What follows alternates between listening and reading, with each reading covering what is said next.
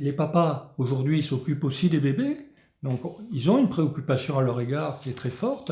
mais en même temps, ils ont un style particulier. Les travaux des psychologues du développement, comme Jean Le Camus et Chantal Zaoux-Gaudron, qui sont des Toulousains, comme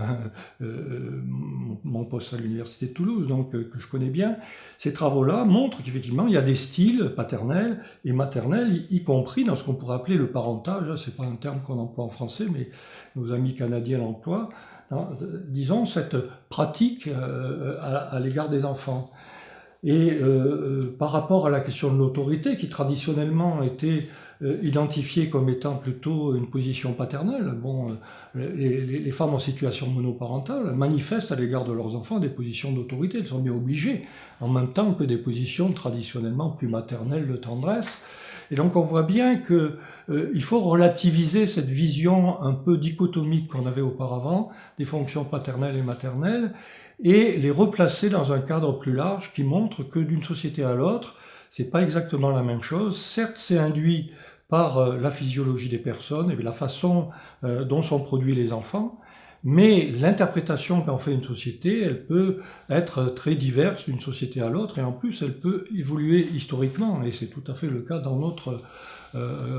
histoire occidentale, entre le 19e siècle, qui a mis en avant la figure de la mère, qui a dévolu l'éducation de l'enfant à la mère de plus en plus, et avec cette ouverture, avec ce renvoi du père vers le travail professionnel, en même temps que la société industrielle faisait que de plus en plus le travail se faisait à l'extérieur de la famille, et non plus comme auparavant les unités familiales productives. Donc on voit bien que c'est des évolutions très complexes, et que finalement ce qu'a formalisé Freud et par la suite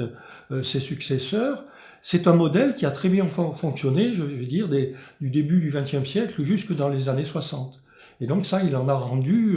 une vision extrêmement précise.